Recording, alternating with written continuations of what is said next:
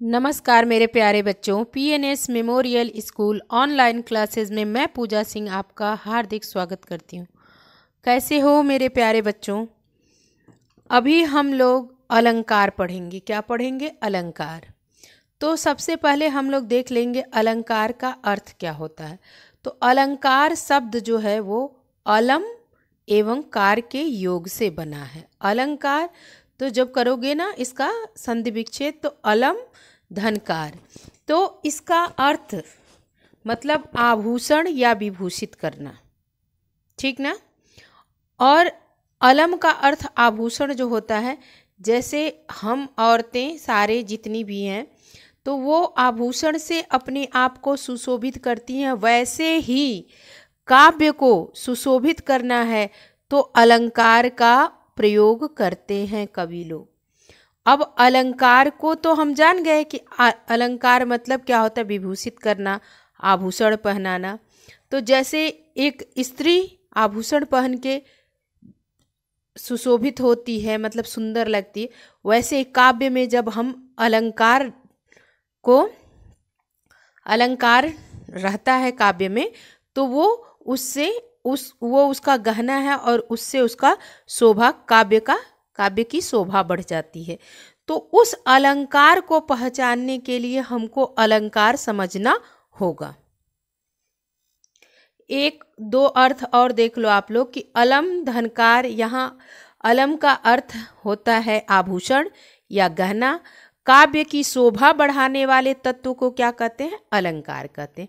तो आप लोग यही याद कर लो कि काव्य की शोभा बढ़ाने वाले तत्व को क्या कहते हैं? अलंकार कहते हैं।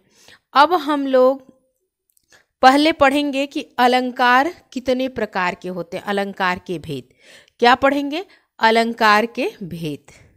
तो आप लोग लिखो, हेडिंग डालो, अलंकार के भेद। और अलंकार के दो भेद होते हैं। आप लोग लिख लो, शब्दालंकार, अर्थालंकार। एक उभय अलंकार होता है जो आपके मतलब की चीज़ नहीं है। तो मैंने ऐसे लिख तो दिया अपने हैंड रिटन नोट्स में, बट आपको यह करना यही है कि शब्दालंकार और अर्थालंकार दोनों डाल लीजिए और नोट डाउन करिए आप लोग कि कितने अलंकार हैं। ये नोट्स बनाते चलोगे आप सभी लोग। जो भी इस वीडियो को वॉच कर रहा है, प्लीज़ वीडियो को लाइक कर देगा, शेयर एंड सब्सक्राइब जरूर कर लेगा चैनल को, क्योंकि हिंदी, इंग्लिश, सोशल लगभग सारे सब्जेक्ट आपको मिलते रहेंगे, ठीक ना।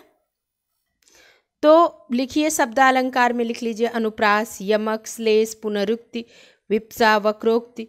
अर्थालंकार में लिख लीजिए उपमा, रूपक, उत्प्रेक्षा, मानवीकरण, विरोधाभास, संदेह, अतिशयोक्ति, उपमेयोपमा, भ्रांतिमान, ठीक ना।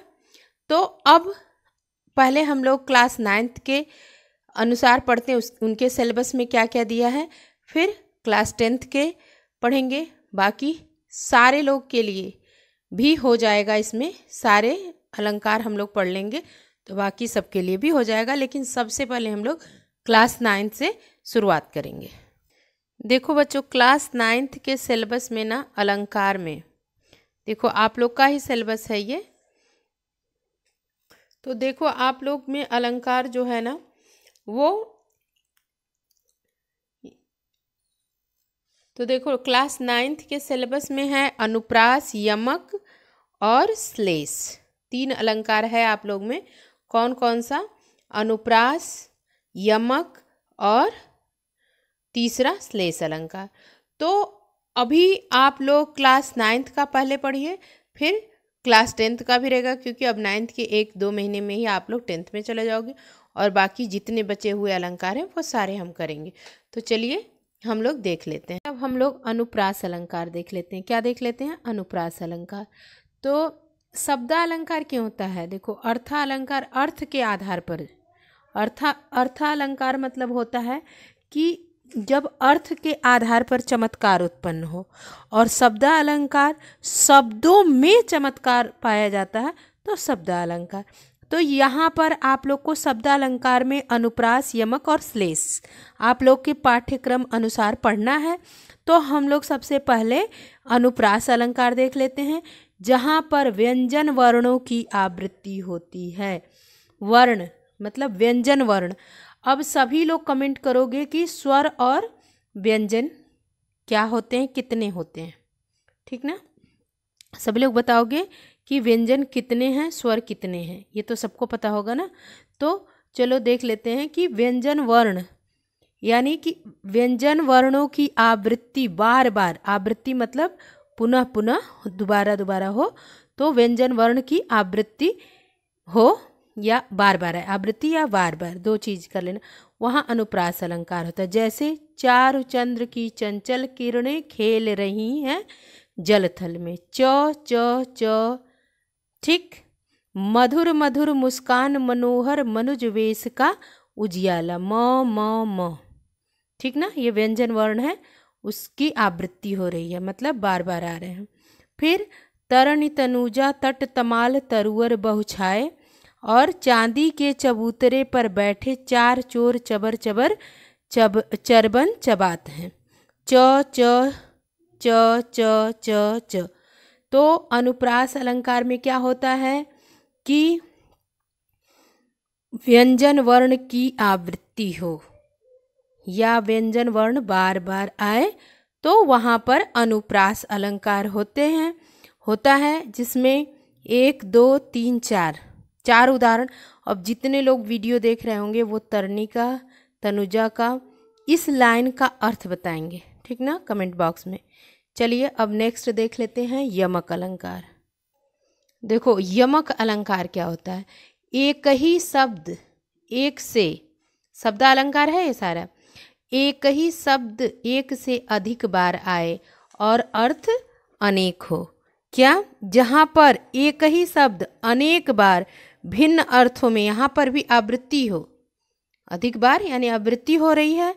जैसे कि कनक कनकते, कनक कनक, एक शब्द कनक एक शब्द, लेकिन अर्थ अनेक हो, अर्थ दोनों का अलग हो। कनक कनकते 100 गुनी, माँ दक्ता अधिकाय, वा खाए बौराय नर या पावे बौराय। तो देखो इसका अर्थ पहले समझ लो आप लोग कि एक कनक मतलब क्या होता है, एक कनक मतलब सोना होता है, एक कनक मतलब धतूरा। तो जो धतूरा होता है ना, मादकता नशा दोनों में होता है। अगर आपके पास बहुत ज़्यादा सोना हो जाएगा तो भी क्या होता है, उसको खाने से सोना नहीं, जब कनक धतूरा खाने से क्या होगा, नशा हो जाएगा, बौरा जाएगा, पगला जाएगा आदमी, ठीक ना। और सोना बहुत ज़्यादा हो जाएगा तो उससे क्या, उसको पाने से, जैसे खूब सारा हमारे पास धन हो गया, सोना हो गया, तो उससे भी क्या होता है, एक नशा हो जाता है, ठीक ना, कि बहुत ज़्यादा मेरे पास धन है, अभिमान घमंड जो भी कह लो सब हो जाता है। तो दोनों चीज़ है, ठीक ना। काली घटा का घमंड घटा, अब देखो काली घटा बादल काला काला जो आसमान में आता है ना, वो घटा की बात हो रही है बारिश करने के लिए, और घमंड घटाने के लिए। फिर माला फेरत जुग गया, फिरा न मन का फेर, कर का मन का डार दे, मन का फेर। अब जो लोग माला जपते हैं ना, तो माला जपना तो वो मन का होता है, जो माला गिनते हैं ना, रुक जाओ, देखो ये माला है ना, ये एक मन का है, और एक मन का मतलब अब ये समझ गए ना, मन का 1 2 108 रहता है। तो अभी आप लोग ये देखो कि माला फेरत जुग गया, मतलब माला जपते जपते एक जुग बीत गया। फिरा न मन का, मन आपके मन में, एक मन का वो माले का हो गया, और एक आपके मन का, ठीक है, आपके मन में गंदी बातें चलती रहेंगी तो माला जपने से कुछ नहीं होगा। अगर कर का मन का डार दे, मन का फेर, अगर जो हाथ में लिए हम वो छोड़ के अपने मन का फेर लें तो फिर सब कुछ बदल जाएगा, ठीक ना। तो ये कि माला जपने से केवल नहीं होता, हमको अपने अंदर से घमंड अभिमान, जितने मतलब हमारे दुश्मन कौन कौन से हैं, क्रोध लोभ मोह मद मत्सर, इन सब को हटाएंगे तो फिर हमारी सद्गति होगी, ठीक ना। माला जपने से ही केवल नहीं होगा, तरफ माला जपते रहे, अंदर से ही किसी की बुराई चुगली निंदा कुछ भी करते रहें तो इससे कुछ भी बदलने वाला नहीं है। अब चलिए श्लेष अलंकार देख लेते हैं। इतना समझ में आया? सारे बच्चे कमेंट करोगे कि यस मैम समझ में आया, या नहीं आया आप हमको फिर से बता दीजिए तो फिर मैं बताऊंगी। ओके, चलिए अब हम श्लेष अलंकार देख लेते हैं। श्लेष अलंकार में शब्द एक रहेगा लेकिन उसके अर्थ कितने अनेक रहेंगे। जैसे रहीमन पानी राखिए, बिन पानी सब सून, पानी गए न उबरे, मोती मानुस चून। तो अब देखो इसमें जो पानी शब्द है, पानी राखिए, ठीक है, पानी शब्द जो है इसका अर्थ तीन आएगा। तीनों को पहले लिख लीजिए आप लोग। चलिए पहला डाल लीजिए आप लोग कि पानी का पहला अर्थ है मनुष्य के संदर्भ में। किसके संदर्भ में? मनुष्य के संदर्भ में। इसका मतलब विनम्रता से है, अर्थात मनुष्य को हमेशा विनम्र यानी उसके बातों में या उसके आचरण में पानी रहना चाहिए। अब दूसरा अर्थ लिख लो। पानी का दूसरा अर्थ है आभा, तेज या चमक से, जिसके बिना मोती का कोई मूल्य नहीं रहता। ठीक। और तीसरा पानी का अर्थ है चूने के पक्ष में। ठीक ना, चूने में अगर पानी नहीं रहेगा तो उसका भी कोई मूल्य नहीं है। तो अब इसका अर्थ जान लो। रहीमन पानी, रहीमदास जी कह पानी राखिए, क्योंकि इस पानी के बिना सब कुछ सूना है और पानी चला गया तो मतलब इससे कोई उबर नहीं सकता। मोती भी, मनुष्य भी, चूना भी, तीनों। तो पानी का तीन अर्थ है यहाँ पे। ठीक ना। तो यहाँ पे श्लेष मतलब क्या होता है? चिपकना। क्या होता है? चिपकना। तो श्लेष का अर्थ चिपकना हुआ और पानी का तीन अर्थ हुआ। कितना अर्थ? तीन अर्थ। ठीक ना। तो रहीमन पानी राखिए, तो एक शब्द के अनेक अर्थ, तो वहाँ पर श्लेष अलंकार हो जाएगा। और दूसरा उदाहरण भी आप लोग देख लो कि चरण धरत चिंता करत, चितवत चारहु ओर, सुबिरन को खोजत फिरत, कवि व्यभिचारी चोर। अब इसका अर्थ सुंदर वर्ण, सुंदर रंग वाली स्त्री और सोना। इसमें तीनों में क्या अर्थ है? सुबरन का। सुबरन का अर्थ है सुंदर वर्ण से भी, सुंदर रंग से भी और सोना। फिर बाकी पूरा इसका अर्थ आप लोग की जो बुक में दिया है, चरण धरत चिंता करत, चितवत चारहु ओर, सुबरन को खोजत फिरत, कवि व्यभिचारी चोर। तो ये तीनों अर्थ दिया हुआ है। ठीक ना। सुंदर वर्ण, सुंदर रंग, सुबरन मतलब, ठीक, और सुंदर रंग वाली स्त्री तथा सोना। अब आप लोग इस का अर्थ मुझे बताएंगे। ठीक ना। चलिए अब कुछ क्वेश्चन और आंसर देख लेते हैं अलंकार से संबंधित। चलिए अब बताइए कि ये राम रमापति कर लेहु, राम रमापति कर धनु लेहु। ठीक ना, धनु लेहु, इसमें कौन सा अलंकार है? यमक, अनुप्रास, श्लेष, वक्रोक्ति। आंसर फटाफट दीजिए आप सभी लोग कमेंट बॉक्स में। ठीक है। तो राम, र व्यंजन वर्ण की र की आवृत्ति है, तो क्या हो जाएगा? अनुप्रास अलंकार। ठीक। चलिए अब बताइए कि रीझ रीझ रहसी रहसी, हंसी हंसी उठे, सांसे भरी आंसू भरी, कहत दई दई। इसमें कौन सा अलंकार है?